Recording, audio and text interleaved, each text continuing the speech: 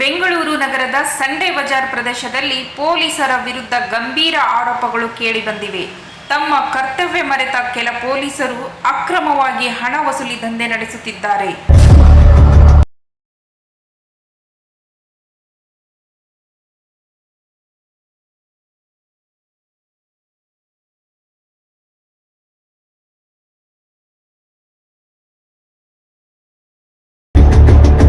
ಪ್ರತಿ ಭಾನುವಾರ Cottonpet, Chickpet, city market ಹಾಗೂ ಉಪ್ಪರ್ಪೇಟೆ ಪೊಲೀಸ್ ಠಾಣೆಗಳ ಸುಮಾರು 60ಕ್ಕೂ ಹೆಚ್ಚು ಪೊಲೀಸ್ ಸಿಬ್ಬಂದಿ ಬೀದಿಗಿಳಿದು ಅಂಗಡಿಗಳಿಂದ ಹಣ ವಸೂಲಿ ಮಾಡುತ್ತಿದ್ದಾರೆ.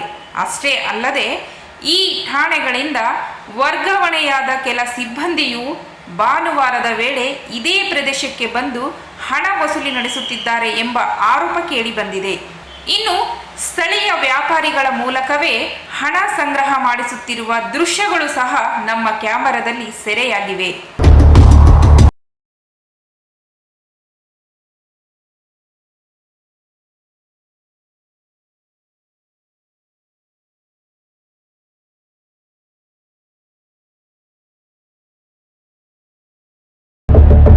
ಪ್ರತಿ ಅಂಗಡಿಯಿಂದ ಭಿಕ್ಷುಕರಂತೆ 10 ರಿಂದ 20 ರೂಪಾಯಿಗಳನ್ನು ಪಡೆಯುತ್ತಿರುವ ಪೊಲೀಸರ ನಡೆಗೆ ಬೀದಿ ಬದಿ ವ್ಯಾಪಾರಿಗಳು ಆಕ್ರೋಶ ಹೊರಹಾಕಿದ್ದಾರೆ. ಬಾಡಿಗೆನ ಸುಂಕನ ಯಾರು ಡಿಪಾರ್ಟ್ಮೆಂಟ್ ಪೊಲೀಸ್ನವರು 10 ರೂಪಾಯಿನ ಏನೋ ಹೇಳ್ತಾರೆ. ಮಕ್ಕಳಿಗೆ ಕಚ್ಚಾ ಬಿಟ್ಟು ಸಾಕು ಅಂದರೆ ಭಿಕ್ಷೆ ಬೆಳಿ ಸಾಕ್ತೇವೆ ಅಂತ 10,000 ಜನ ಅಂದ್ರೂ 10,000 ರೂಪಾಯಿ ದುಡ್ಡು ಹೇಳಿ ನಮ್ಮ ಹತ್ರ ಬಾರ್ಕಿಂಗ್ ಇಲ್ಲ. ಅದು 1 ರೂಪಾಯಿ ಬಡವರಿಗೆ ಕೊಡೋಕೆ ಅಷ್ಟೇ. ಮತ್ತೆ ಬಡವರಿಗೆ ಸಹಾಯ ಮಾಡಲು ಯೋಚಿಸುವ ಕಾಲದಲ್ಲಿ ಪೊಲೀಸರಿಗೆ ಹಣ ಕೊಡಬೇಕಾದ ದುಸ್ಥಿತಿ ಬಂದಿದೆ ಎಂದು ವ್ಯಾಪಾರಿ ಒಬ್ಬರು ಪೊಲೀಸರನ್ನು ಹೀನಾಯವಾಗಿ ನಿಂದಿಸಿ ಬೇಸರ ವ್ಯಕ್ತಪಡಿಸಿದ್ದಾರೆ.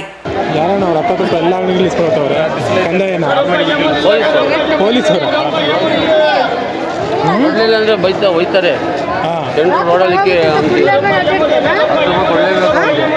10 ರೂಪಾಯಿ ಎಷ್ಟು ಜನ ಬರ್ತಾರೆ? ಒಂದು 60 ಜನ ಬರ್ತಾರೆ. 60 ಮಾರ್ಕೆಟ್ನವರು, ಕಾಟನ್ಪೇಟೆಯವರು, ಚಿಕ್ಕಪೇಟೆಯವರು, ಉಪ್ಪರ್ಪೇಟೆಯವರು, 4 ಸ್ಟೇಷನ್. ಅದೇ 10 ರೂಪಾಯಿ ಅಂತೆ 4 ಸ್ಟೇಷನ್ವರೆಗೂ ಸಂಬಂಧನ ಇದು. 10 ಪಾಯಿಂಟಲ್ಲಿ ಐತೆ. ಯಾರು ಸಂಬಂಧ ಇಲ್ಲ ಆದರೂ ಬರ್ತಾರೆ ಅವರು. ಈ ಸ್ಟೇಷನ್ಗೆ ಇರ್ತಾರೆ, ಆ ಸ್ಟೇಷನ್ ಟ್ರಾನ್ಸ್ಫರ್ ಆಗಿದ್ದಾರೆ ಆದರೂ ಬರ್ತಾರೆ. ಈ ರೀತಿಯ ಘಟನೆಗಳು ಪ್ರಾಮಾಣಿಕ ಪೊಲೀಸ್ ಸಿಬ್ಬಂದಿ ಹಾಗೂ ದಕ್ಷ ಪೊಲೀಸ್ ಇಲಾಖೆಯ ಗೌರವಕ್ಕೆ ಕಳಂಕ ತರುತ್ತಿವೆ ಎಂಬ ಅಭಿಪ್ರಾಯಗಳು ಸಾರ್ವಜನಿಕ ವಲಯದಲ್ಲಿ ಕೇಳಿಬರುತ್ತಿವೆ. ಈ ಆರೋಪಗಳ ಕುರಿತು ಸಂಬಂಧಪಟ್ಟ ಹಿರಿಯ ಪೊಲೀಸ್ ಅಧಿಕಾರಿಗಳು ಯಾವ ಕ್ರಮ ಕೈಗೊಳ್ಳುತ್ತಾರೆ ಎಂಬುದನ್ನು ಕಾದು ನೋಡಬೇಕಿದೆ.